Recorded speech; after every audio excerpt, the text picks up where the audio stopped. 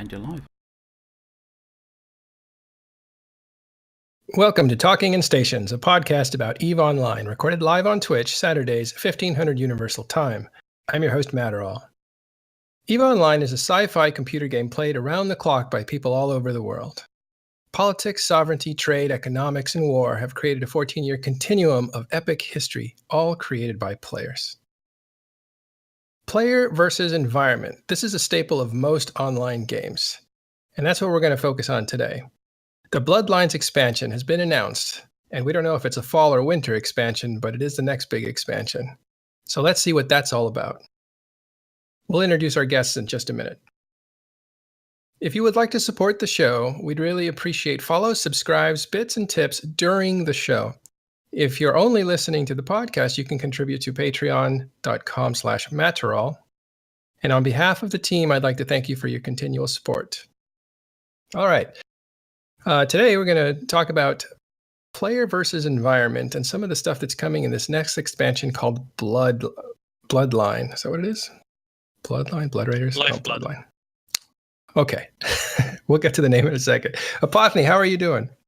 I'm doing good, man. 80 is over, exams are over, so I'm making my valiant return to the internet. Excellent. We are so happy to have you back. Okay, and today's guests are, we'll go in order here, Noisy Gamer. Hello, everybody. From the Noisy Gamer blog that everybody reads. We also have a new guest, Wilhelm Arcturus. Howdy. And he is a writer from the Ancient Gamer Noob. Is that right? The Ancient Gaming Noob, yes. The Ancient Gaming Noob, yeah. We met in Eve Vegas, and I'm very happy to have you on the show. I wanted to have you on for a while.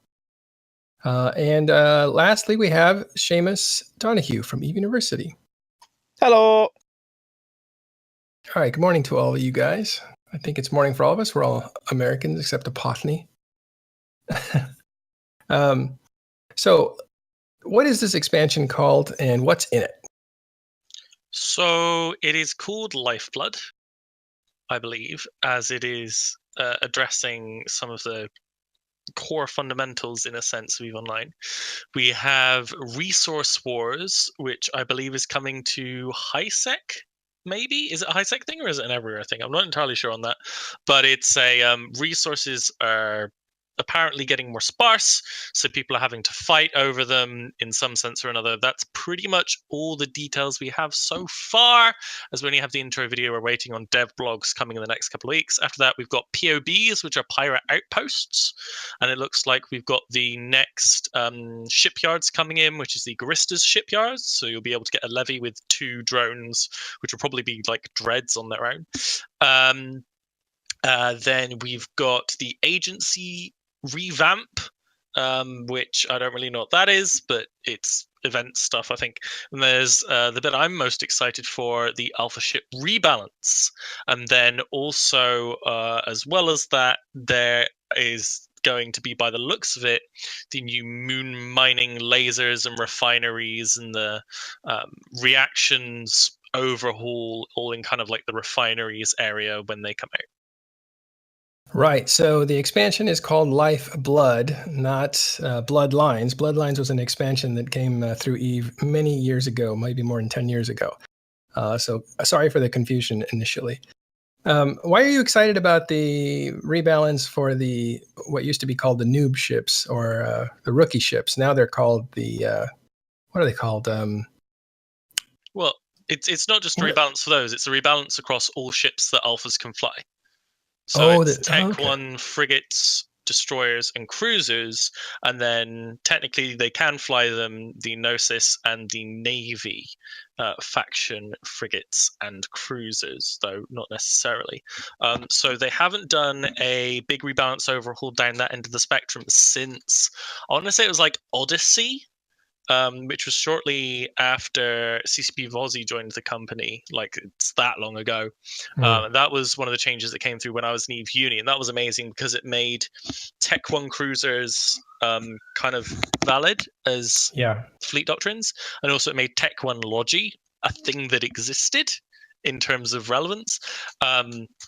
So that was a pretty amazing expansion, and it led to kind of, in my mind, the golden days of lowsec at the very least. That's where I got my foot in FCing, T1 cruiser fleets and the like in faction warfare space. So I'm very much looking forward to this. There are a lot of ships in that realm that need a lot of help in the current meta, and there are a lot of ships that are. It kind of sucks to be a Mimitar or a Mara Alpha character, especially. So hopefully this will help them a lot.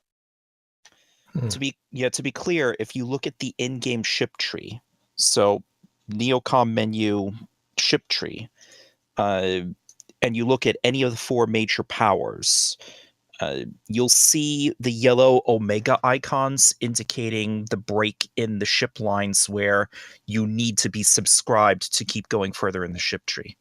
So you can see what those are at a glance. Yeah. What are these things called? The Reaper class ship. They used to be called rookie ships, and I'm Corvettes. Corvettes. That's it. Corvettes. How can you forget that?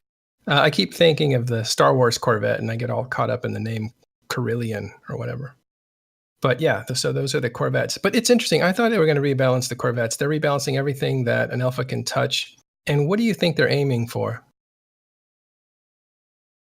I mean, I think they're aiming just for kind of validity across all of the different races, because alphas are race locked. You can be Galente or Kaldari or Mimitar or Amar or Mimitar. Like I mentioned, the Amar and the Mimitar ships kind of aren't anywhere near as cool as the Kaldari or Galente ones, especially with the lack of T2 weapons. For example, Scorch plays a fairly large role in Amar, and as an alpha, you can't really use that. So way back when the T1 cruisers and all that stuff was rebalanced back then, there was much less of a focus on how much does it hurt if you don't have T1 guns. So this is something that they said when they would do when alphas originally came out. So alphas came out November of last year, and I think it was Fozzie that said at the time that they had it was like the next 3 months or the next 6 months or something like that open in their balancing schedule to affix any problems. It's a little bit more than 3 to 6 months, but these changes are coming through, and hopefully that's been helped through by the formation of the new balance team, which I very much want to hear more about, and we'll hopefully hear more about through the CSM minutes that will be coming out in the next 2 weeks. Oh, that's right. They have a dedicated team now to balance ships out and equipment. Well, okay. The reason I was asking that is, are they balancing the Omega to be more viable gameplay? It sounds like they're balancing against each other, so that they're all kind of equivalent. So currently Mimitar are just worse than Galente Kadari, so hopefully they'll be balancing it so that there are a couple of ships that have needed to rebalance for a while, like ships with 2 mids kind of sucks, so they either need to be really, really good for another reason, or you need to give them an extra mid. They said that there are potential slot layouts. So it's definitely going to be refreshing into the meta of PvP down there. So some of the faction warfare meta, I'm sure Sutoni is really excited for the potential buffs to his Kestrel. It's a very interesting thing for both for alphas, but also for people who are very much into their low-end PvP, either through it being small scale and doing a lot of cool solo stuff, or people who just fly kind of low-tech fleets. Yeah. So Noisy, is this good for you since you're a diehard Minmatar player? Yeah, it's really good, especially since basically the best class for alpha players playing Minmatar are destroyers, and I personally don't like destroyers. I like frigates and cruisers. When I started playing, I just skipped over destroyers, and those were just used for salvaging.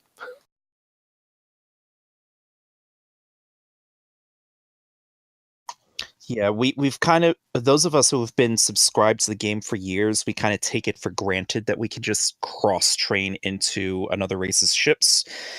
But yeah, as Apothene was talking about, if you're free to play and you can only fly one race of ships up to the cruisers, and those ships kind of suck, that's not a good situation to be in. I mean, so I think for PvE, the Rupture, I think, was kind of underrated as a alpha ship. I actually created a Minmatar alpha character when it came out, and I actually came up with a really good fit for a PvE Rupture that I'm actually using on my Omega character because it's just that good. So it's not that it's horrible. It's just that when you look at the Galente and you look at the Caldari, they're just so much better. Mm-hmm.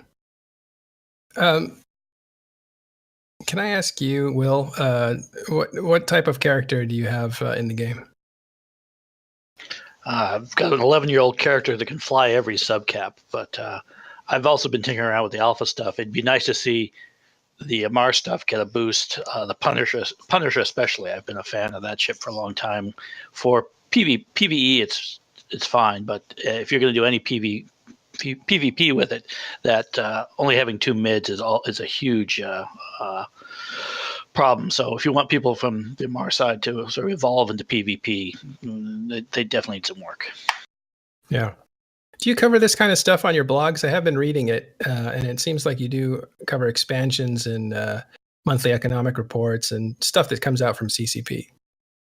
Yeah, I try and like keep an eye on all the changes. I'm usually tied up in nullsec stuff, but I have other accounts where I do some of the PvE stuff. I try and do all the events and that sort of thing. Yeah. How long have you been writing that, by the way? It will be 11 years next week. Oh, so does it predate your EVE life, or has it mostly been about EVE Online? EVE Online, I've actually been 11 years in EVE Online this week. So it's actually predated my EVE On. It came after I started playing EVE Online. So one of my first posts there is about the tutorial from 2006 and how that worked. Well, that would make some interesting reading right now, wouldn't it? Go back and see what it used to be like. Yeah. That's before my time. Was there even actually a tutorial at all back then? Oh, yes. There was a horrible open world one that was vague, and you had to go find some pirates that were visible to everybody, and people would just shoot them. I spent quite a bit of time trying to get through that. Is it my imagination, or did Aura talk to you for a little while, for like a week's worth of content before she disappeared and you were kind of left alone? Yeah, I think Aura had some. Aura was part of the startup, but it was fairly sparse. You had to kind of figure stuff out on your own. You got some very vague commands. Mm-hmm. So I remember saying like, "Oh wow, this is cool. There's a computer talking to me and guiding me through this process." And then she disappeared for a number of years and was only reintroduced a couple of years ago when the alphas came in. Well, you do have to turn sound on in EVE in order to hear Aura. I always play with sound on. In fact, sometimes I turn on EVE to listen to music while I'm doing my work, if you can believe that, for years now, which is crazy. It's totally the opposite of everybody else. All right, so moving on to other things that are coming in this. First of all, let's talk about the expansion on its own. We've covered alpha and the rebalance and stuff, so we'll go back to that. We'll go back to the features in a second, but this is a winter expansion, isn't it? It's just coming a bit early. I mean, technically, if you go by Iceland, because they're kind of weird, Iceland officially only has 2 seasons. They have winter and they have summer. And winter begins on October 21st this year.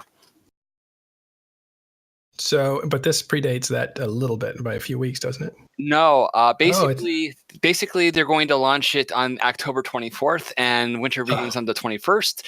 So, yeah, I guess technically this is a winter expansion, but not really. Yeah. For our fellow Americans, it's a fall expansion. Yeah. Because it'll be just before Thanksgiving. Joking aside, no, I'm sorry, before Halloween. I know it's right after FanFest right after EVE Vegas as well. So probably a lot of stuff will get discussed then too. But the reason I bring it up is the real reason is this all there is for the rest of the year? And I think not, because Stations still need to be converted, and a lot of activity is going to happen around that. But this is some of the stuff that they were going to push to the end of the year, which was going to be moon mining changes. The total remapping of moons was going to be another huge thing that was going to shake things up. And it looks like it looks like it's for a change coming early. Usually things get delayed by a week or two. So did it catch people by surprise? I know it caught me by surprise. I immediately, as soon as I heard, I was working from home yesterday, so as soon as possible, I logged in and bought a couple blueprints to buy the moon mining probes and get those all researched before the expansion hits.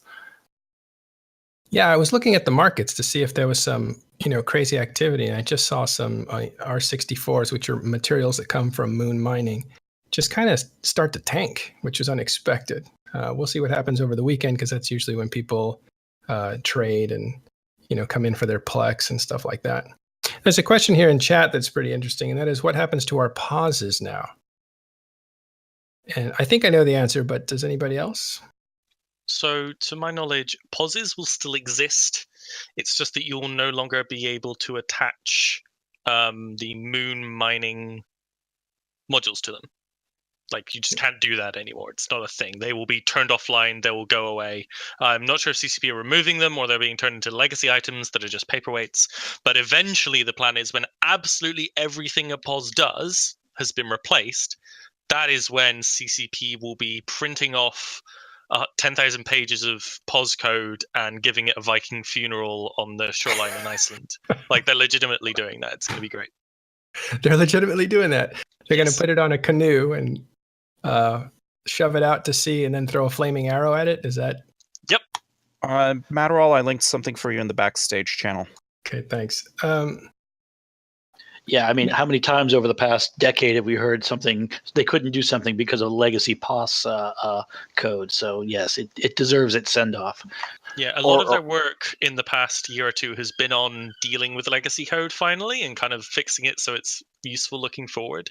And I think that's one of the reasons that we haven't seen a lot of like huge, massive, this completely changed the game forever in a fundamental way. I mean, we've seen a bit of that with Citadels, but I think that that's a lot of work that is kind of semi-invisible, but really, really important, and we'll be really glad for it because it allows CCP to do more things. Like, one of the early examples of this, I think, was Brain in a Box, where that probably required a crap ton of work without, getting a new item in game, but it's actually done quite a lot for us.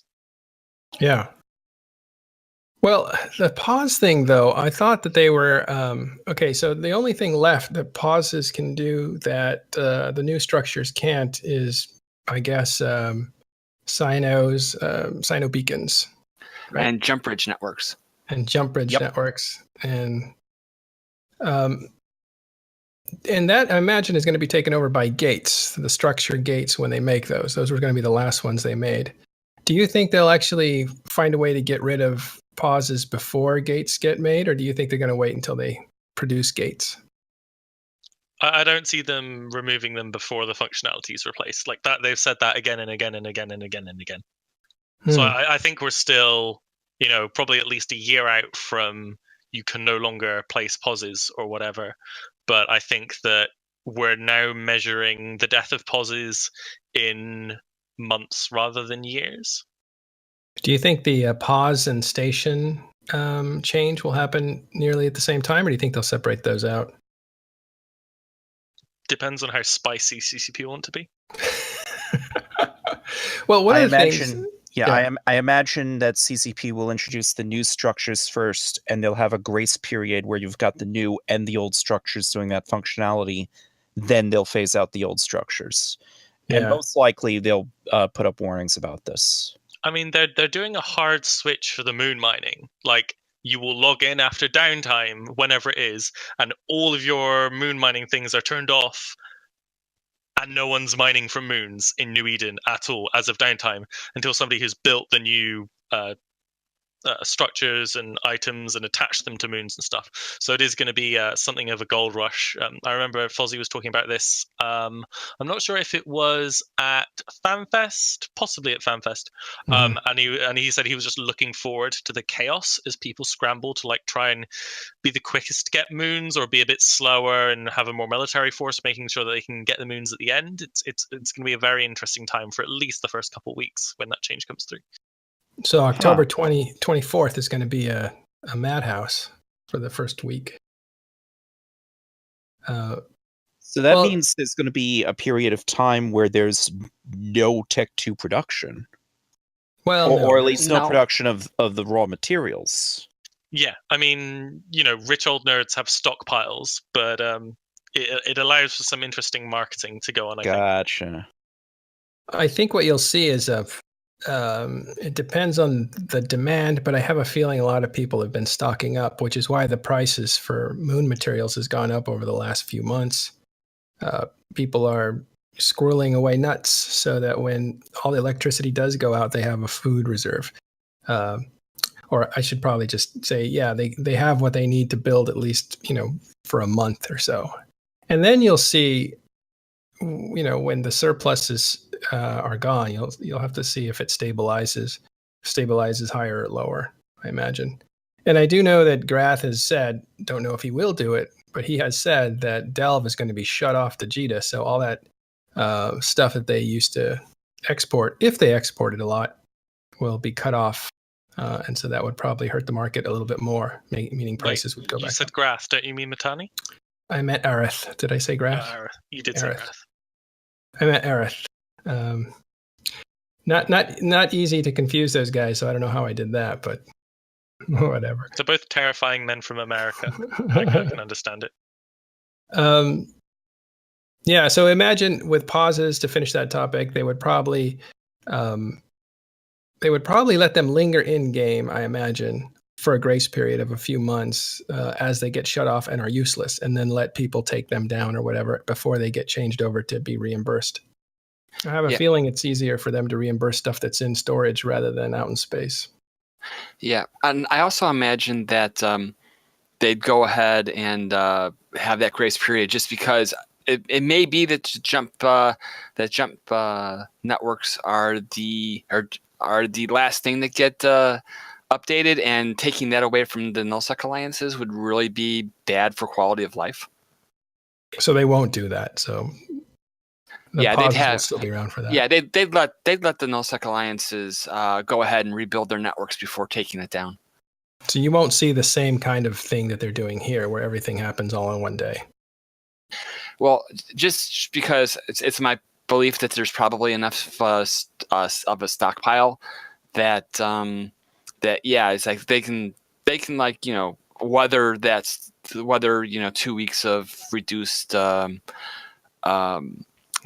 reduced output. Also, it would give people an excuse to, instead of like just waiting 2 months for their moon mining cycle, to do it after 2, 3, 4 days and get content that way and get people used to it. And then hopefully, if they're only doing it 2 or 3 or 4 day cycles, or maybe the minimum's a week, then that way they would be able to get more of be able to see some of the bugs and work them out faster than if everyone waited 2 months. Yeah, that makes sense. I think it's interesting, the approach, because I think CCP is kind of taking different approaches depending on what they want to achieve. And there's a couple of things that they're going to do that are going to be very disruptive. And then some other things they're going to do that are not going to be disruptive at all. And it seems like I think they're making some pretty interesting decisions on where to disrupt with, like, a land rush on the moons. And same with stations. From one day to the next, things change. So there's a lot of money to be made if you can get into the right position beforehand. Yeah, they're completely redistributing how currently, if you have a Dispro moon, you mine Dispro from it, right? And you get Dispro from it. Mm-hmm. Whereas with the new moon mining, it's very much a bunch of rocks will come out, some of which will contain a bit of this, a bit of that, a bit of the other, And the better moons will have a little bit more dispro and a little bit more something, and then there will be certain, I believe, region locks as well, or like certain moon locks at the very least. So some moons are worth more than other, and some places in Eve naturally have more than other. And I think it's also got some element of a random seed to it as well. Yeah, we found out it was definitely random, but there was definitely going to be parameters on it. And that's what we found out a few shows ago when we had Noggle on here, CCP Noggle. And he talked about moon mining. So refer to that show if you want to learn more about what's going to happen with moons. And let's move on actually to player versus environment. And that's a big part of any game. It's a huge part of most games. But with EVE Online, it's basically a sandbox with a PvP element. And player versus environment kind of takes a passenger side to that. So let's just do a quick review of what kind of stuff is out there. And maybe, Seamus, you could tell us, break it down for us. What kind of stuff is out there for player versus environment? Certainly. So for the stuff that you can do in EVE Online generally, there is a handy chart made by a player called Altru. I like to keep this bookmark handy. I don't have copy and paste privileges in the Twitch chat, so you may, if you could link that in the Twitch chat for me. Sure. All right. But overall, for the section on player versus environment, that's the upper left quadrant, and it breaks it down. It's very thorough about all the things you can do in EVE Online. But for player versus environment, it breaks down roughly into mission running, incursions, other kinds of NPC hunting, and exploration and wormholes. All right. Missions, most players are introduced to pretty early because a lot of the tutorial stuff, including the tutorial hubs, are mission based. It's chains of missions there, so business, industry, and so on. But you've also got the regular missions split into 3 departments there: security, distribution, and mining. You've also got the Epic Arc missions, and again, players are introduced pretty quickly to the Sisters of Eve level 1 Epic Arc, but there are 6 other Epic Arcs as well. The Guaristas, Angel Cartel, Galente, Minmatar, Caldari, and Amar. And these are level 4 Epic Arc chains. And if you want to read more on how to run the high-level Epic Arc chains, there are a series of guides written by years ago by Jowin Datlaron. I'll try to type out the name real quick.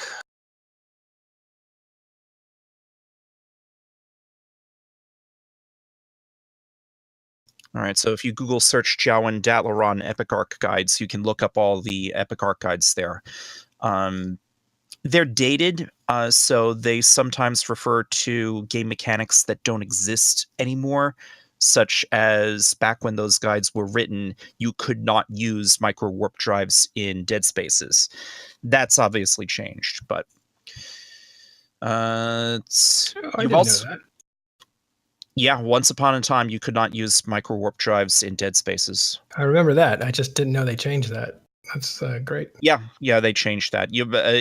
That was 3, 4, or 5 years ago now, I think. Yeah.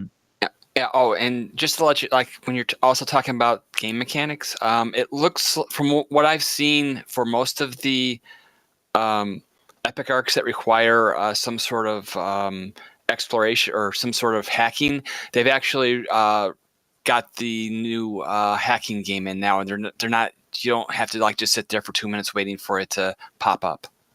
Yeah, that was introduced about 2 or 3 years ago, I think. The new hacking mini games.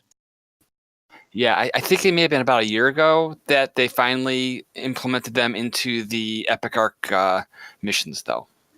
Ah, okay, gotcha. Yeah, I've run each of the. I've run the Galente, Amar, Minmatar, and Caldari Epic Arcs once, but that was years ago. And finally, under the category of missions, you've also got the R&D missions, which is where some of the data cores come from. The other source for data cores being participation in factional warfare.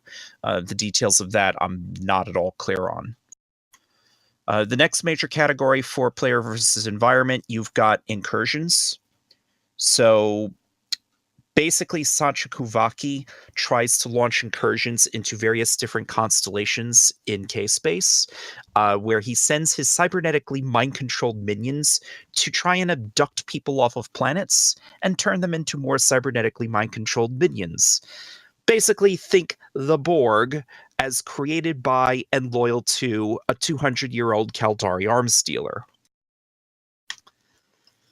So with incursion sites, there are beacons that you can see on your overview whenever you're in a constellation where an incursion is going on, and you can take a fleet of your fellow players into these sites. Typically 3 to 5 for a scout site, 10 for a vanguard, 20 for an assault, 40 for a headquarters, 80 for the mothership's fight, the Kundalini Manifest or Ouroboros. Those are the numbers for high security sites. Low security, you can bring in more than that. And you're paid out ISK immediately, and you're promised Concord loyalty points if the Kundalini Manifest or Ouroboros is defeated before the incursion as a whole in that constellation times out. And there are some neat things you can get with Concord loyalty points in the Concord loyalty points store, or you can convert your Concord loyalty points to the loyalty points of any non-pirate corporation. It does take some coordination because the damage from the Sancha rats in incursions is pretty horrific if you've never seen it before. Level 4 mission running tanks are not going to stand up to that. Typically, you want to fit resistances first and buffers second, such as plates or shield extenders, and you've got friends in your fleet flying Tech 2 logistics cruisers trying to keep you alive. Then you've got the next section here on the chart for ratting, basically hunting NPC pirates in the asteroid belts. The asteroid belts, cosmic anomalies, and sometimes from cosmic anomalies or other exploration sites, you will also be given an escalation. And so if you've just finished a cosmic anomaly or cosmic signature and it escalates, then you'll be given details about that in your journal. So that will be in your in-game interface. That will be top of the Neocom bar, the Neocom menu, journal, that opens up the journal window. You would then go to the expeditions tab. So expeditions, also known as escalations. So if the site that you're running escalates, it'll be there in the journal. Let me stop you there. I never really got my head around that escalation. How many times does a mission thread escalate? Well, first of all, technically these are not missions because you don't talk to mission agents for these things. From what I've never actually run these myself, so I'm a little unclear on the details. Danger, Will Robinson. But from what I've been given to understand is that certain exploration sites, so certain cosmic anomalies or cosmic signatures, once you've completed the site itself, there will be a pop-up message saying that it has escalated or that you've been granted an expedition, and you can go to some other location to follow up on that if you want to. And if it does that, then it will show up in the journal window. Yeah, and that's essentially correct. You get that, and you get a timer because it's a time-limited item. So you get 24 hours to go run the site that's the escalation from an anomaly. There you go. So when they say, "Oh, here's a 10 out of 10," and somebody's selling it in local, for instance, because that happens in nullsec and probably nullsec, but maybe in lowsec too, that means somebody escalated one of those one time, and instead of them going to do it, they're trying to sell it off instead. Yeah, well, kind of, sorta. from what I understand, technically these things aren't actually transferable. So when they're talking about selling these things, what they really mean is, if you pay me such and such amount of ISK, I will invite you to a fleet, and you can follow me to the location of the expedition. I will spawn it for you, and then you can run it, and you can keep all the loot for yourself. That's what I assume is going on. It's yeah. What I actually do, because I've sold some of these to the local runners in our area. You actually go to the site, make a bookmark, contract them the bookmark, and they have a certain percentage they'll split with you based on what the results, because the profits from it are what you get drops and bounties on it, and they will split that with you. But really, what you're just selling them is the bookmark to the location, and they'll go do it. I see. And they get the chance to get high-end loot that you don't really want to do. Well, they get the high-end loot, but there's an offer to, if depending on what loot drops, they'll give you some ISK based on that, and then take the item and sell it for whatever they can get it for. Oh, interesting stuff. Not something that I do, but I'm glad that you can tell us how that works. I know that happens quite a bit. And I would estimate they come up, an incursion comes, or escalation comes up no more than maybe 1 in 20 times at best. I think it may, in high sec, I think it may come up a little bit higher. But then what happens is that the escalation will then send you to low sec, and a lot of people are afraid of low sec, so they don't go and do that content there. Low sec is scary, man. All right, Seamus, go ahead and continue. Sorry for the interruption. Not a problem. Yeah, given that Wilhelm actually has experience with that, better to let him talk on the subject. Sure. But yeah, the last category of player versus environment, and personally, I like to group these together.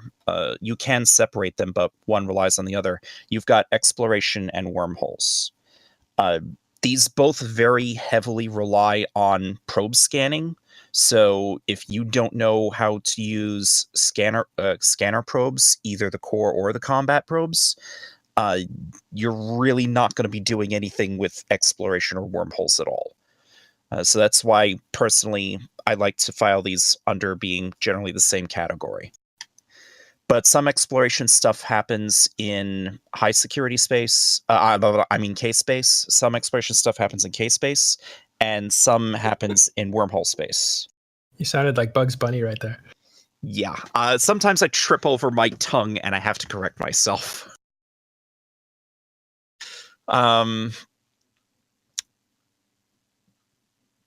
Actually, that would be more Elmer Fudd, wouldn't it, than Bugs Bunny? Now that I think about it, I don't know. Whenever they're shaking off a blow of some type, they go or whatever, and it's gotcha. sounded just like that.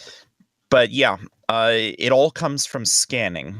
But for the stuff that you can find through probe scanning in K-space, you've got the gas sites, which for K-space gas sites, these are used to make boosters. For those of you who don't do much with boosters or don't know what they are, they're basically performance enhancing drugs for capsuleers. And if you want to read up more on boosters, you can find them in the regional market, the browse tab, implants and boosters, and you can show info on all of the different boosters. Keeping in mind, of course, that's right. They got rid of the legality tab on a lot of these. So a lot of these boosters aren't contraband in high security anymore. I forgot about that. Which used to be a pain, right? Because if it was in your cargo, you'd get stopped, it'd get pulled, and you'd get fined. If you got caught by the customs NPCs, yeah. And they were typically on the Stargates. If I remember correctly, you can sneak contraband through gates in high security space with a Covop ship, if you're quick on activating your high slot cloaking device after every jump. But yeah, it kind of made those kind of a pain to try to use. Only the weakest grade of boosters were the synth grades were not considered contraband. Right, So that would be like pot in Eve.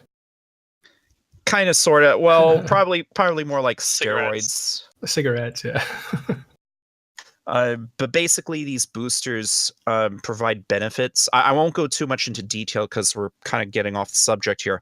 But boosters can provide temporary benefits with the risk of one or more penalties also being applied. But anyway, for manufacturing boosters, the raw materials for that come from gas sites, which are cosmic signatures in K-space. I'll get to gas sites in W-space in a moment. You've also got data and relic sites. So for the data sites, you want to bring a data analyzer. For the relic sites, you want to bring a relic analyzer. But otherwise, it's largely kind of the same thing. In a data or relic site, there are special containers that you can target lock and use your data or relic analyzer to start the hacking minigame to try and break into the container. Right. And if you succeed, you can get stuff out of the container. And some of that, it's a variety of stuff that I think you can find in these data or relic sites. I'm told that sometimes you can get faction blueprint copies, but usually it's stuff that's, I think, is related to Tech 2 manufacturing. I haven't done a whole lot of exploration recently, so I'm a little unclear on the details. Yeah, you can get like a lot of meta modules. You can get things like the target breaker modules for your battleships, the ancillary repair units, both for armor and for shield. Those come from the exploration sites. So you have those blueprints. I've even run across a couple faction POS blueprints in wandering around. So there's like a lot of blueprints. They're trying to make it so that the sites are basically equal in value. I'm not sure if they've really succeeded in doing that, but they're making that attempt. But yeah, so you can find. Oh, and you also can get data, your data cores out of those sites. You don't have to just rely on faction warfare. And there's a few other things that are out there, including carbon, which one of these days, since I have so much of it, I hope they go ahead and make a use out of it. Right. So what else? I've always wanted to try hacking, by the way. I haven't ever played that minigame, but it seems to be the key to a lot of neat stuff that you can do in exploration, including finding archaeological sites, right? And the ghost sites. Ghost sites I'll get to in a moment. You'll probably want to start off with just the easier data and relic sites if you've ever done that before. So basically, you can just take a Tech 1 scanning frigate. There's one for each race. For the Galente, it's the Imicus. For the Minmatar, the ship type is actually called Probe. Yeah, confusing name right there. You've got a probe launching probes. But you can take a Tech 1 scanning frigate, fit it with a core probe launcher, load it with core scanner probes, also fit it with a data analyzer and a relic analyzer. You probably also want to put a micro warp drive on there because sometimes you'll need to cover some distances at sublight speed. Probably you need to cover like 30 or 40 kilometers sometimes. But yeah, just start scanning solar systems in high security space. I would recommend doing your scanning in solar systems that are not frequented by a whole lot of other players. So, in other words, I would say go to the galaxy map. Go to the star map. I still use the old style star map. So the world map control panel, the star map tab, the stars sub tab, the statistics folder, jumps in the last hour. And you want to aim more for solar systems that have had fewer jumps. you still want to stick if you're just starting off in exploration, you would still want to stick to high security, of course, but whatever band of security space that you're that you want to try exploration in, you want to lean more towards solar systems where there are fewer people around, because those would be the solar systems that might have more exploration sites that haven't been touched recently. Yeah, I just have like a tip for alpha players. If you're interested in exploration, which is a very good source of income for new players, when you go through the tutorial, you get a skill booster, right? And so you can apply maybe like 75,000 skill points. If you apply those to all the exploration skills that that you're able to train up, that will right there give you enough skills to be able to successfully scan not only in high sec and hack not only in high sec but also in low sec. You can get to a point where you can be pretty proficient, just by using that little mechanic in the tutorial. There you go. So yeah, I would say start off with just the regular plain old data sites and relic sites. Now, you mentioned ghost sites a little bit ago, Matterall. Ghost sites are a more difficult type of data site. I'll give you, hold on, let me give you a link. There's a UniWiki article on these. And these were introduced, I believe, with Odyssey when they really revamped exploration. According to the UniWiki article, they were introduced in Rubicon expansion in late 2013. Okay, that was right after. First, I think it was Odyssey, they brought out a whole new scanning look. And then the next expansion, Rubicon, was when they introduced ghost sites, I believe. There have been the current overall system of probe scanning has existed since the launch of Apocrypha expansion in early 2009. There have been refinements to this system, but the basic fundamental system has existed since Apocrypha. Some of the features, such as saving probe formations, are more recent. Other features, such as you launch 8 probes right off the bat if you have the astrometric skill at all, is also a more recent feature. But the basic fundamental system, which is to say the mathematics that governs probe scanning, the concept of quadlateration, that's existed since Apocrypha. Right. And Apocrypha is when wormholes were actually brought into the game, too. And that was... that was the same expansion. Wormholes, Tech 3 strategic cruisers. Yep. So it's been around a while, but I think Odyssey, they just made it more visual and more appealing that way. You could see the sites better and you could see them on your Omnicom. I think so, yeah. But anyway, ghost sites are more difficult, and they used to actually have this really cool mechanic that would, if you unlocked it, the reward would jettison and explode in different directions, and you'd have to run and grab things as fast as you could before they expired. No. That's slightly different. For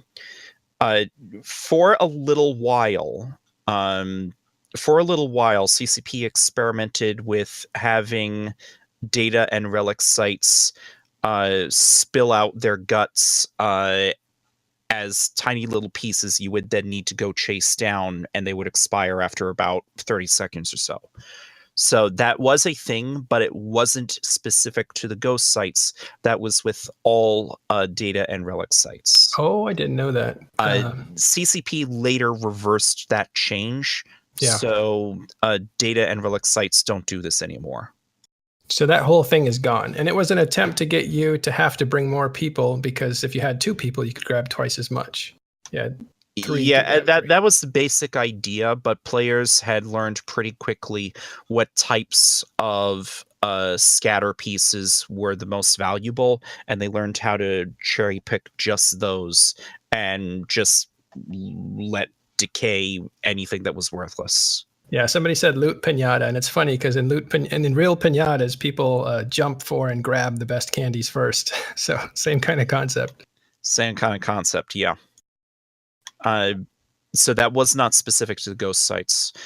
So the ghost sites are a more difficult variant of data sites in that it's very unforgiving of mistakes.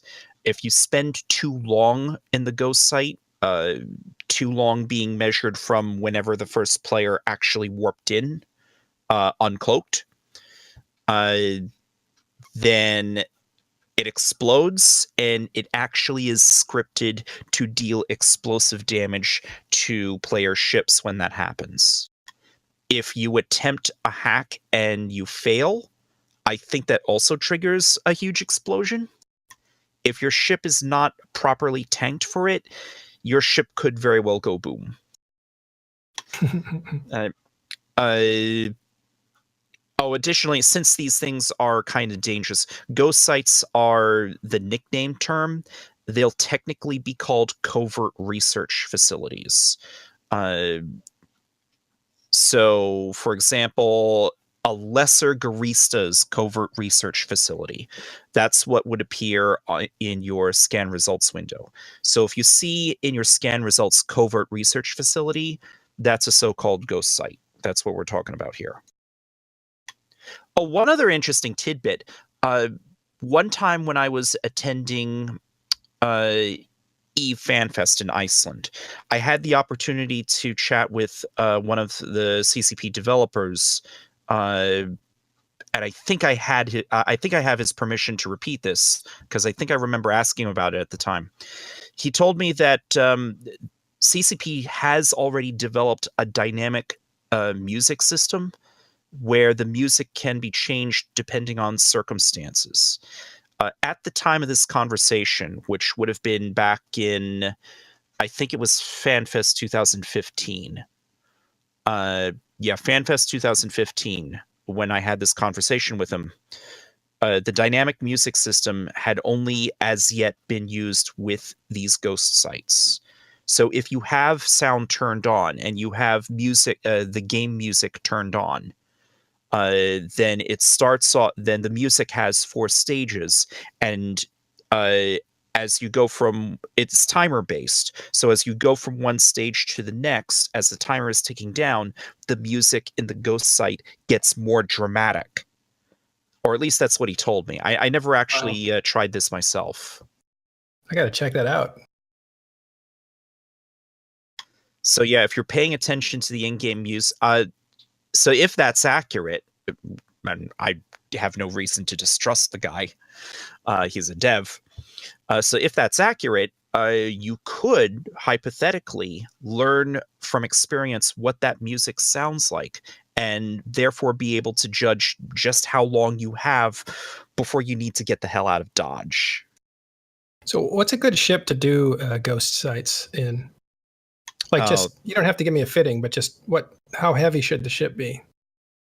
It's a good thing I have the UniWiki article open. Scrolling down to by the way, it's a good resource for those of you that don't know. EVE University has a wiki, and it has just a ton of information, including suggested ship types to use for certain things that you do in EVE. Is it not the case that the CCP's internal wiki was like the devs often use the EVE Uni wiki instead because it tends to be more up to date and more accurate? Yeah, I think they basically said they're shutting down the wiki, or they would move it to something else. That was the official wiki that was open to the public. I would like to think their internal documents are a little more detailed. Their internal documents called all Palatine Citadels Palpatine Citadels until I think it was Falcon just like control searched all mentions of Palpatine and changed them to Palatine by like a mass command code. I still call them the Palpatine Citadels. I do too. Just, come on, like Emperor Palpatine Absolutely. would 100% have a Palatine. He was all about the big spaceships, man. That's right. That's hilarious. So EVE University, you have the Jedi archive now. Take care of it, please. All right. But anyway, Matterall, I've linked this in the backstage channel on the Discord. I don't have URL linking powers on the Twitch chat. It's okay. That's a good way to do it. I'll just keep putting links in the chat. So yeah. All right, good. So somebody says Asteros are good for ghost sites. Yeah. But yes, to get back to your question about ship fitting. So the UniWiki article makes some recommendations, but keeping in mind that it's the explosion that you need to be worried about. And the section just above that says, this explosion damage varies. Raw explosive damage appears to be based on your ship's current distance to the containers. And it looks like the numbers vary about from 6,000 to 12,000 explosive damage. And it seems to be in a radius of 10 kilometers. Yeah, if you're like looking for a ship fitting, you can either do what I do and just use a cheetah and then just like get out before the explosion, or you can like find a Johnny Pugh video. He actually fit up a Stratios to be able to survive a blast, and so therefore stick around longer. All right, cool. So is that pretty much the world of PvE right now? I think. Well, I haven't talked about the sleeper caches. I don't really know much about them anyway. They just simply appear on this chart. But the last category we didn't get into was the actual wormhole stuff. So for wormhole space, you've got the wormhole gas sites, and those raw materials are used to make not boosters, but rather the stuff for Tech 3 strategic cruisers. Presumably also the Tech 3 tactical destroyers. The data sites and relic sites that are sleeper related will involve combat. So unlike the case-based data and relic sites where you don't need to be combat fit most of the time, if you're dealing with sleeper data and relic sites, you will have to kill sleeper ships. So you need a combat squad. And of course, you've got the wormhole corporations who live in wormhole space. And that, I think, wraps up all the different current aspects of player versus environment EVE Online. It's a lot to keep track of, which is why I like keeping this bookmark link handy for this chart by Altru. Because even as extensive as my own knowledge is, sometimes I forget things. So having this chart is really handy. So this chart is going to actually get bigger because now with this next expansion, there are new things coming in. And so let's start to cover those.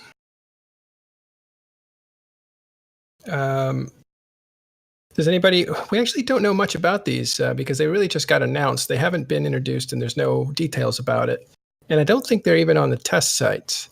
But they have what look like mining missions, or some people call them mining incursions, that you do group play. And so you would have a group that goes and tries to mine these asteroids while holding off people who are trying to kill you while you do it. Anybody know anything about that or have any thoughts? I mean, if we go back to FanFest, they announced that with the winter expansion and the introduction of new content, that they were also going to be doing some sort of upgrade to the AI to make them fight smarter, or to vary the way that they fight based on what the ships that show up, kind of like what we're seeing out in Nullsec with Blood Raiders. With the Blood Raiders and those blueprints there. So it looks like we're going to see an advanced version of that type of AI, and I'm also assuming that AI will also be updated for all the nullsec content as well. Yeah, what Larkin said was that they were going to go big first, and so they put out this thing that was capable of launching hundreds of ships or giant capital ships to fight you off, protecting its shipyard. And that was what the Blood Raider feature was in last expansion. And that had a few hiccups, but they were working out those hiccups. But he said, we're going to go big first, and then we're going to take that technology and make smaller, more individualized gameplay with it. And I think that's what this PvE rollout is. It's that same AI that is built on conditions. So the computer actually looks at conditions and reacts to conditions. That is allowing them to now create different scenarios for people to play in. And it looks like these are a couple scenarios here. The first one being the mining incursion, let's call it that for now. And the other one is they're called POBs, P-O-B, and that is a pirate outpost or pirate forward. Pirate forward operating bases. Oh, so why'd they call it POB? There's an F in there. But all right, pirate forward operating bases. And that seems like it's kind of, what do we know about that one? Just what's in the announcement. I mean, I can read the announcement right here. Increased conflict over dwindling resources across New Eden has caused the Guristas and Blood Raiders to expand their influence and industrial capability, staging daring raids into high security space, which lies under the sovereignty of the empires. New pirate forward operating bases, or FOBs, have been spotted across New Eden, creating new opportunities for groups of like-minded capsuleers to band together and work toward driving out the threat. Scan them down and hit them hard to reap the rewards of defeating hostile forces. That's, so far as I know, that's all we really know. That's all that's in the announcement. That is my second mistake today. It is not a POB. It's a FOB, Forward Operating Base. I'm corrected by Arendis, editor at INN. Thank you very much for that. So yes, that's Forward Operating Base. And it looks to me like it is basically... it looks like well, they say scan them down and hit them hard. So that sounds like it's going to become a new branch off of exploration content. Yeah, and it sounds like it's difficult content too. I don't think it's going to be easy. So at FanFest, they said the next expansion was going to be pretty much about Empire space. They didn't say high sec, they said Empire space. And there's a difference. Empire space is low sec and high sec together. And high sec is just part of Empire space. But they also said it was going to focus on PvE. And this looks like it's the first rollout from that. What do you guys think about this? Does this seem like enough? Well, it's going to be really hard for me to make a judgment on that until we can actually take a look at this on Singularity, or at least get a dev blog. Right now, all they've done is make the announcement. So next step will be that they'll publish a dev blog, and then the step after that is it'll actually be up on Singularity for us to take a look at. Right. Will, did you have something on this? Oh, it was just that the FOBs really seemed like they would be sort of scaled down versions of the Blood Raiders shipyard events, that you would be able to take these on with smaller groups. That makes a lot of sense, actually. The smaller shipyards, that's what those forward operating bases are. That makes a lot of sense. And that they're scannable, they won't be so difficult to find. Yeah. As opposed to having to follow mining ships around and follow the hauler after it gets done, and then follow that to some place out there and then scan them down and all that other stuff that has to happen. Yeah, and those are the things that you have to do with the Blood Raider Satio, which is the Blood Raider shipyard, which is a capital shipyard. But for smaller shipyards, they probably won't. It won't be that involved, which means you can just find them and go and attack them and stuff. Well, I wonder what the loot will be. I wonder what all that stuff still needs to be announced. I'm sure they'll flush it out at the next big gathering, which is Eve Vegas in about a month. So we'll get more details on that. Instead of inviting CCP to talk about this, we figured they would save all their announcements for Eve Vegas. So there's no point in bringing them on so they could say, I can't tell you that. So we're just left to speculate, which isn't very much. But what is interesting is that they are focusing on player versus environment. and they're using this new AI to kind of expand EVE Online as a universe that lives on its own instead of just player versus player activity. Yeah, that would be good in my opinion. I think it's much needed because if you leave it up to the players, sometimes they don't do what you want them to do. So you really do need to supply things for people to do. I personally like the idea of features being new gameplay that not everybody already knows how to do.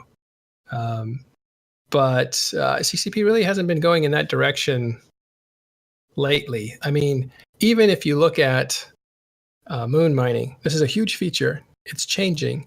But what you're getting is more of what you already know how to do. People already know how to mine efficiently with big ships and what kind of equipment to use for that. Even though it's a very epic landscape and really sci-fi in the way it's executed, it is kind of the same gameplay. The Satios, people have figured out how to do these giant Blood Raider ones. And so they'll figure out the same kinds of things will work on these smaller ones. So I don't see something new like PI or I don't know, building T3 ships or something that's wholly new. But that's just wishful thinking that they would do something like that. What I'm wondering is the sophistication of the AI. I remember back when incursions were introduced that there was a bloodbath for first 2 or 3 weeks until players figured out exactly how to defeat the NPCs. And I understand that this should be a lot more of a challenge.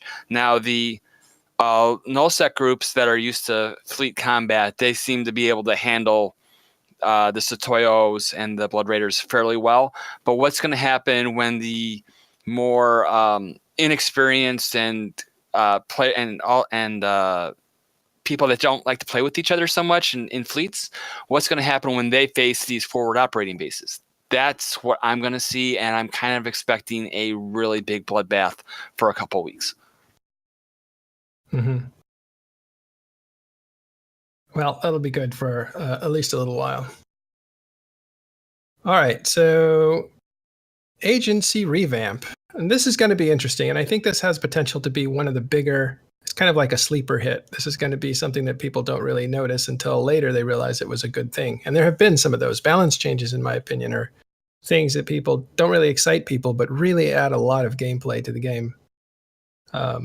And revive ships that haven't been used and stuff like that. But agency revamp is going to have a gathering place. What do we know about that? Or well, can you read it for the audience? Yeah. Again, these are things that we don't actually have any inside information on, and if we did, we couldn't tell anyway. But we don't. So there's only what we can hear and what we read. I mean, if we want to go back through like CSM history and the types of issues that they would want to see, one of the things that this calls to mind is the concept of the social group. And it looks like it might be a different way of creating social groups to do specific content. That's about the only thing that I can really that it really brings to mind. So this may be something that maybe CSM 10 or 11 broached, and we're just seeing the fruits of that discussion today. Yeah. Well, it seems to me that it's and this is what I like because when incursions came out, people that didn't know each other would kind of gather around and say, it was kind of like playing street basketball. You just kind of show up and you hang around and eventually you get pulled into a game. And that to me is really important for people who are experiencing EVE kind of alone, that play it on a different schedule than, everybody else or whatever. So they can, kind of find a pickup game. And so incursions allowed that. And so maybe this this new thing with the agency that allows people to meet, to gather and to group up or whatever might be something along those lines. Except here, once you have the pickup game going, the basketball then proceeds to try to murder all the players involved. Right. I guess it's a little different. All right. So we'll look forward to this expansion, and we'll see what Eve Vegas has to offer as far as details. And luckily, I was told a week ago that I'm going to be speaking right after CCP's shipyards and PVE stuff, which I'm sure is what we're looking at now. And so that'll be right before lunch on Saturday. And that'll be slotted for an hour. So it'll be really good. We're going to talk about the continuum of war. And so if you're at eVegas or watching it online, please tune in for that. And I'll try to do the best job I can to explain how war has mutated over the last, say, 5 years or something like that, which will take a lot. It's going to take a lot of research to do that. So I'll be contacting a lot of players that know a lot more than I do.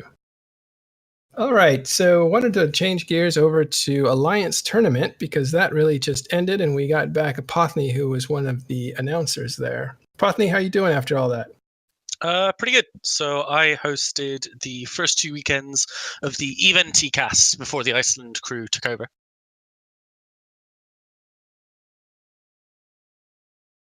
Yeah. Are you there? Did you get cut off? Yeah, no, that was my intro sentence. Oh, okay. That was what I said. Like, what do you want from me, Matt? Or what do you want? Well, I told you what I want. We'll get to it in a second. But do you want to say who won and how exciting it was and all that kind of post? So, Vidra Reloaded won, which is a very interesting name if you speak Russian. And it was the first good AT finals since AT11. AT11 was a good finals, and we haven't had a good finals since. And in general, the entire tournament was there's a technical term for it, which is fucking insane. It was so good. Every storyline you could possibly want in a sporting event, Titans being killed, up and comers, mid-tier teams, crazy new comp ideas, back and forth matches. This tournament had absolutely everything. Like, this tournament will go down in history as one of the best tournaments. There were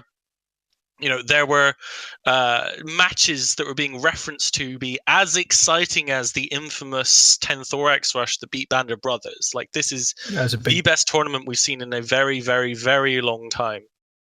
Yeah, some standouts, and what Apothny is referring to is when Band of Brothers were the first dynasty, they were just crushing everybody for the first 3 tournaments. On the 4th tournament, some underdog team just rushed them with a bunch of Thoraxes, which were nothing but DPS ships, and managed to destabilize Band of Brothers and destroy their fleet. Huge upset. Those targets terribly. There was one Thorax on their team which had all slaves in, and they primaried that first.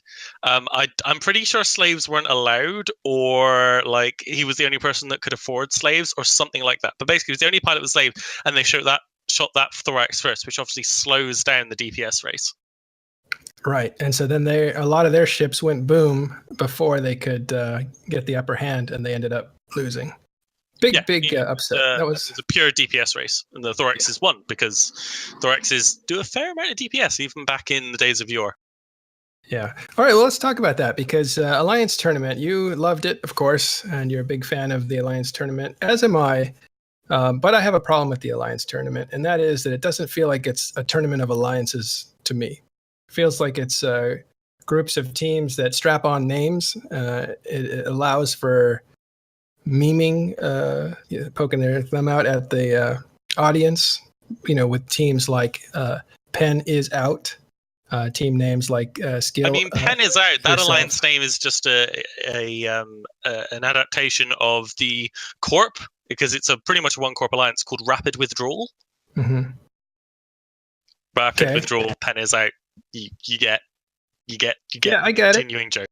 I get it. I don't want to. That's just not the mood I'm in when I'm watching the Alliance Tournament. But okay, so And that's what bothers me, is it seems like it's just kind of been hijacked by these guys who are really good at small gang PvP. I won't even say they're great at EVE, but they're good at small gang PvP, which is a thing. And it doesn't feel like it's connected to the game in more than a one-way situation. If you play the tournament, you basically win ships that you get to use inside the actual world, but the real world doesn't really impose itself on the tournament, except maybe that you buy the ships off the market. I mean, the teams are formed by social groups, right? And alliances are social groups. So in the case of, Pandemic Legion, each year put up a post saying, if you want to be on the AT team this year, sign up here. You need a vouch from someone we trust so that we know you're not going to sell all our comps for a couple billion, kind of deal, right? So even though it ends up being much of the time a small subset of people from a large alliance or alliances formed specifically to take part in the tournament, it is of people in that alliance, the people who are interested in tournament stuff. And of course, you do have alliances that are formed pretty much exclusively for the purpose of the tournament. But again, that alliance is formed of that social group of friends. So it does come from social groups. And even though you say they're not good at EVE, they're good at small gang PvP, that's like saying they're not good at EVE, they're just good at running a huge alliance like Goonswarm. Like, it's singular, parts of the game equally as valid as each other. Right.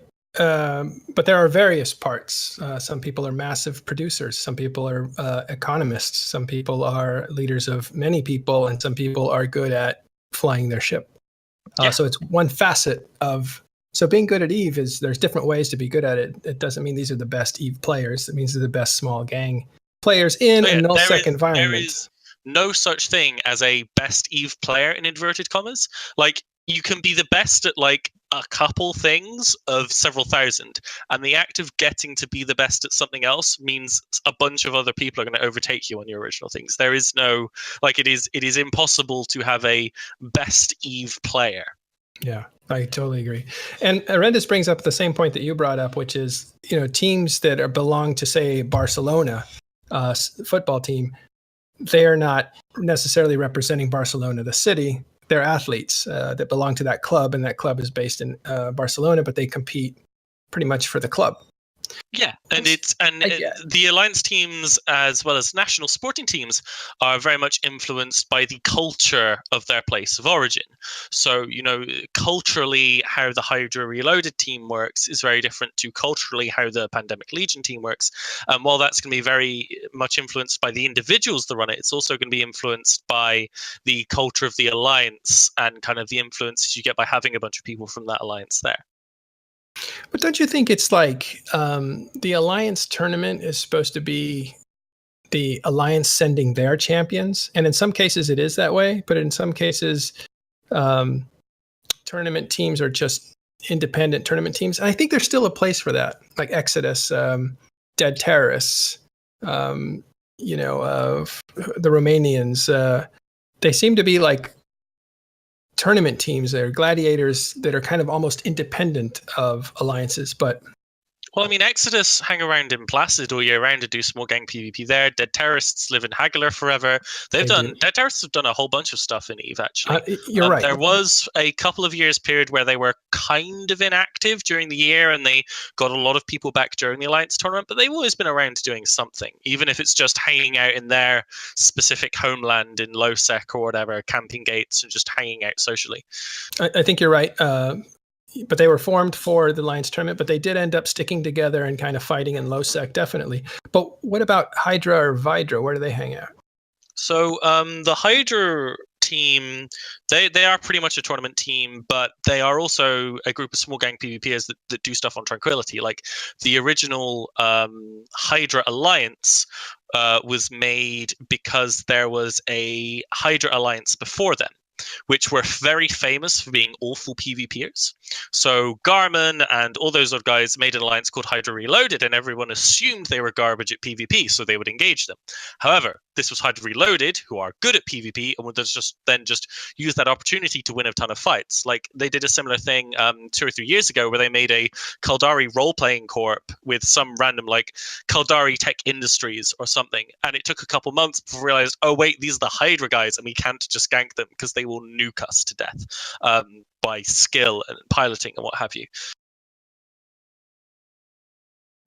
Yeah, well, it just seemed to me that if you're going to say this is the Alliance tournament, that when you talk about a team, that you show the map and shows like where their sovereignty is, and you talk about the an alliance as well. Doesn't need to have sovereignty to be a valid alliance. Or you show where they're active. Like that's why I try and do the team write-ups each year, right? I say what the history of the alliance is, where they hold sov, what they've done historically, and then also how they've done in the tournament. In the same way that if if we go back to a football league or something, say, okay, this is the English national football team. They have done really poorly in the last 3 football tournaments forever, and they are England. And everybody kind of has a preconceived stereotype for England, which gives them that flavor. You imagine them in waistcoats sipping tea before the match or whatever. Or that they're hooligans, depending on how much tourism your turning country over has. a bus somewhere. But it's almost like Laserhawks. Like Laserhawks are a wormhole corp, so you're never going to see them on the SOV map. I mean, I've seen Exodus on the SOV map. They've held SOV, but it's not about SOV though. You can say this is a wormhole group, and then people kind of get the idea. Oh, this is the wormhole part of EVE in the tournament. And that makes total sense to me. And you can say that for any alliance. Each alliance will have their own thing. Some of them are very much tournament focused, and that's okay. Like I'm totally okay with alliance purely existing to be in the tournament. Like they don't play EVE the rest of 9 months, but if they are good enough to play, then they're good enough to play. And that alliance then has the story of they're an alliance of players that are entirely focused on tournament play and EVE. Every alliance, you cannot avoid having a story. And in order to compete in the Alliance tournament, you have to have some sort of infrastructure. Like PL has got all these billions and billions, and a lot of these upper tier alliances they have the same thing. They pour billions, hundreds of billions of ISK into their team. So you have to have that kind of infrastructure, unless you have somebody that's a member of your team that's going to whip out $2,000, $3,000, $4,000 to buy ISK, to buy Plex to buy ISK. That's the only other way to get around that kind of thing. So you do have to have some sort of infrastructure to support your team. Yeah, well, I feel like it's kind of a cool kids car club among the elite players of that. That is very much less true this year. That was like not that idea was starting to see cracks last year, and this year, like all the other teams took goddamn sledgehammers to that concept. Explain that. Why is that? Well, so even though they ended up coming second, Hydra Reloaded lost first round in their very first game to Tempest Calcif. Pandemic Legion lost to the Initiative in their first match they lost, and then in their elimination match they lost to Hydra. Tuskers dropped a game to everyone who we expected to be in the final 6 were killed in like the 3rd weekend of the tournament or before then into the lower round. It started out very promising, but then we saw the same faces kind of at the end, right? Well, I mean, sure, but like I think that it is wrong to say, oh, it was the people we expect to see in the finals. That kind of disregards the entire path of the tournament and so many more teams. And Hydra Reloaded, those guys have not won a tournament before. Sure, they are known as good PvPers, but that is their first tournament win.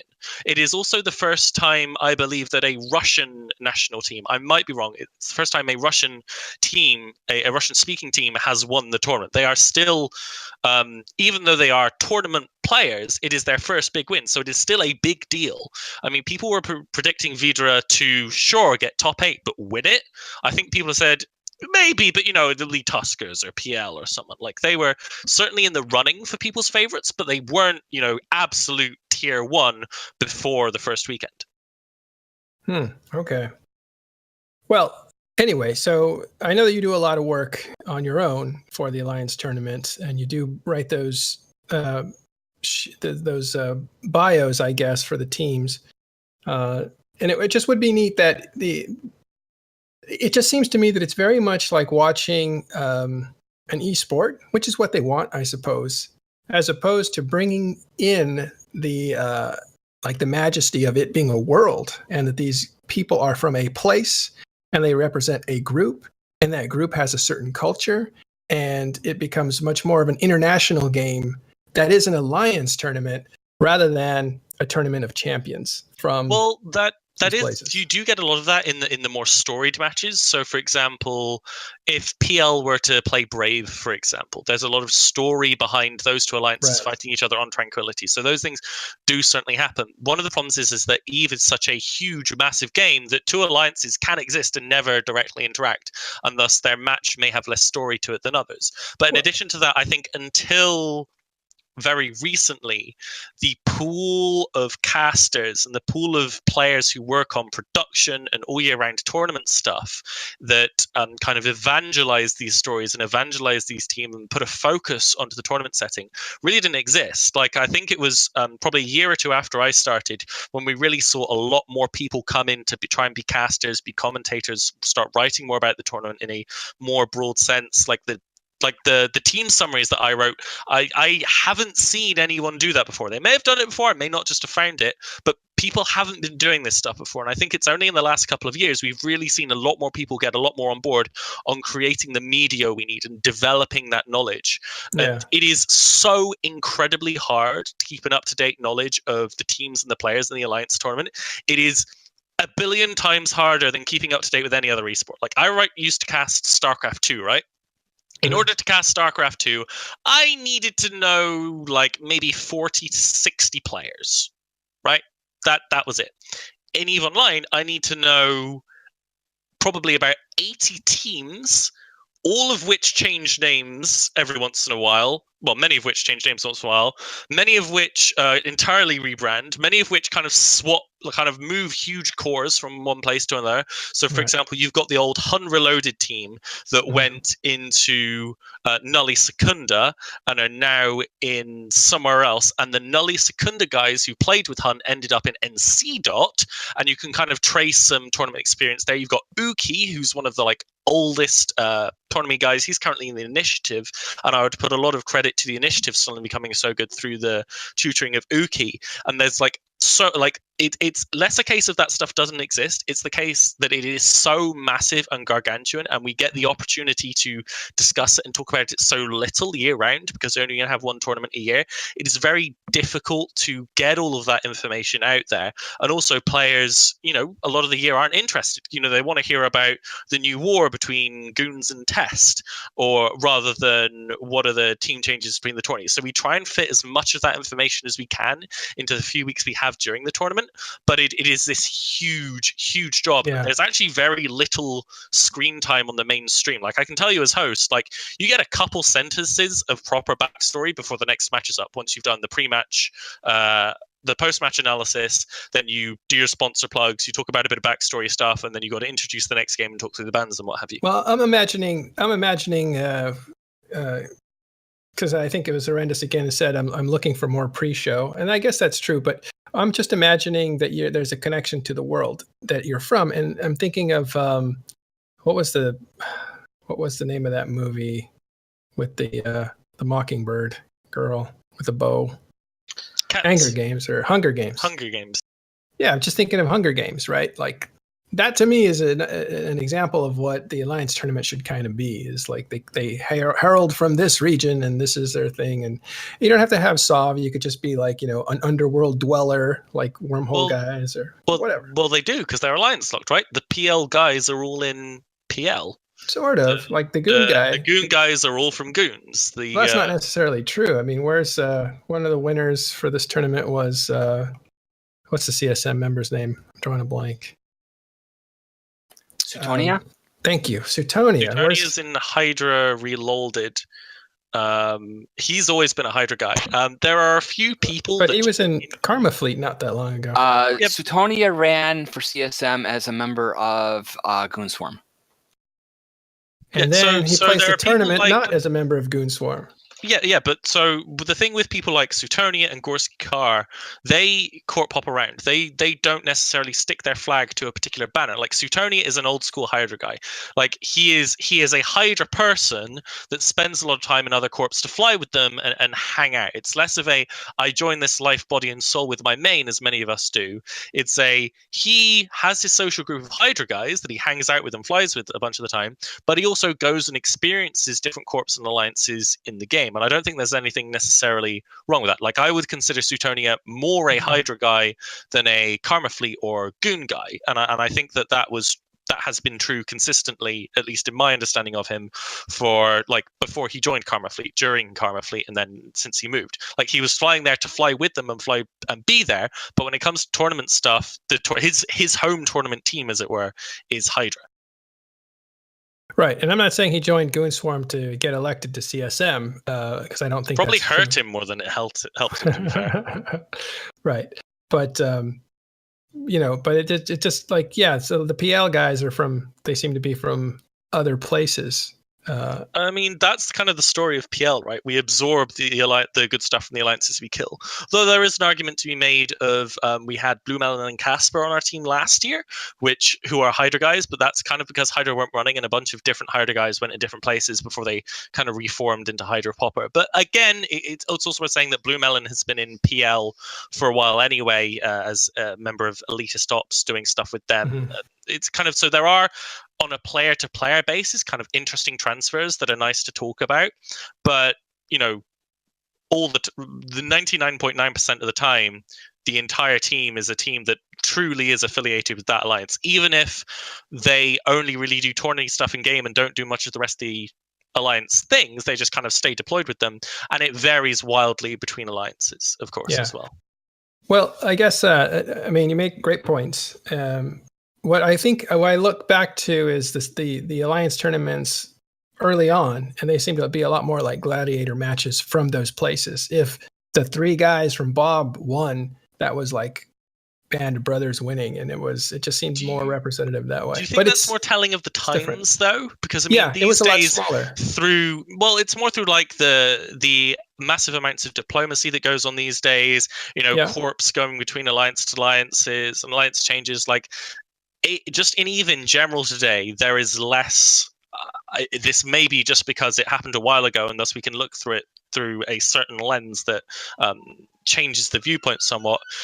Maybe at the time Eve was more emotional, and where you were from was far more, oh, I'm from here, I would never under any circumstances join there. They are my eternal hatred enemies forever, either through roleplay or through real emotion. And even like these days, you corp hop, you go around, nobody really cares about your corp history. Like, I think that's, rather than a tournament thing, I think that's more the current state of Eve rather than being specific to the AT.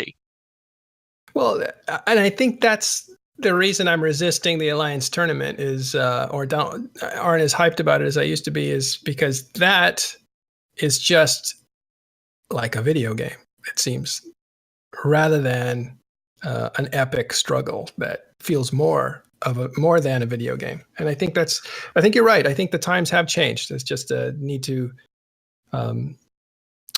I think I need to let the past go, that it's not going to be, the things aren't going to matter as much as they used to. Well, I think that's just because you're old now. I think that, to me, for example, this tournament mattered a ton. Like, if you kind of know the social groups that form the different teams as well, and you kind of know how they've changed and grown over time, and the stories of people who've tried so goddamn hard to win the tournament for so long, it is this true epic gladiatorial battle if you know what's going on.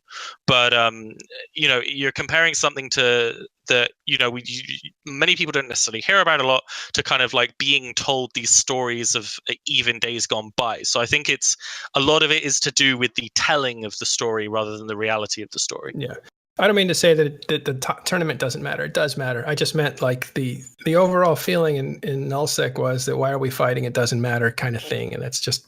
But bigger topic. I will end with saying that. What is it? Shandao says that if you look back, PL came out of Goon's Alliance tournament team, and I think they came out of the Black Ops wing of Goon Swarm, but I'm not sure. Hang on, what? Sorry. That PL came out of Goon Swarm. I think it was just one corp that came out of. So Elitist Ops did, and also Backcountry as well more recently. Well, recently, but we're talking about the creation of them. Anyway, go ahead. No, I was just going to say, I thought it was originally based out of Sniggerly, who was flying out of Losec, but... No, so originally it was Sniggerly, and then the corp that joined them to form the alliance was the Northeastern SWAT when Shadu and Seamus got together. And they'd been like hunting mission runners. And then I think Israd joined a bit after. They might have been under the name Oh Shit, or I might be getting my history mixed up. You picked a very young member of Pandemic Legion to go through this history.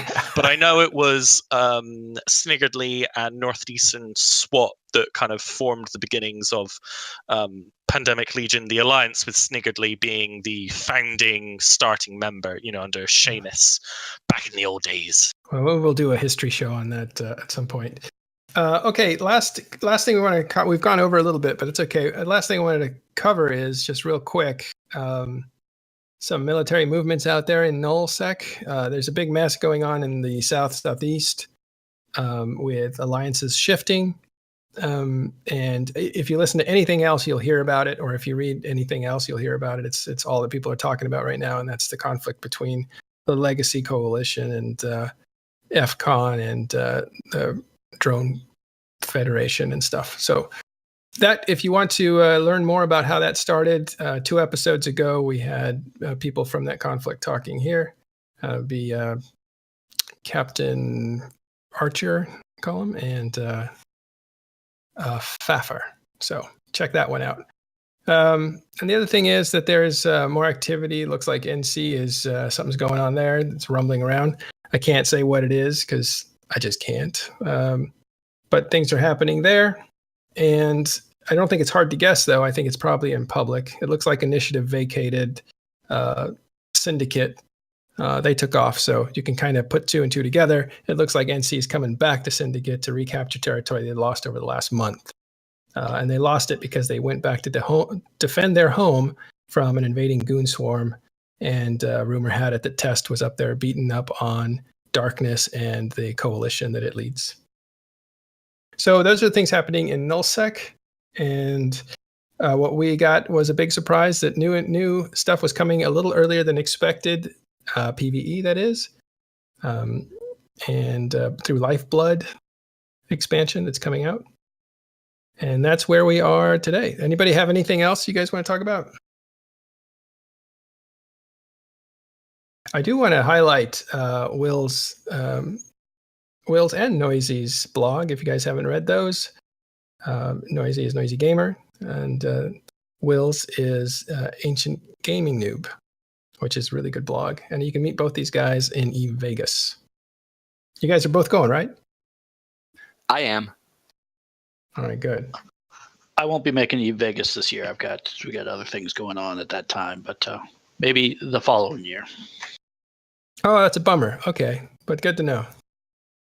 All right, Apothny, thanks for sparring with me over the Alliance tournament and for telling us what's coming up. Thank you guys for showing up and being guests, and thank the audience for hanging around.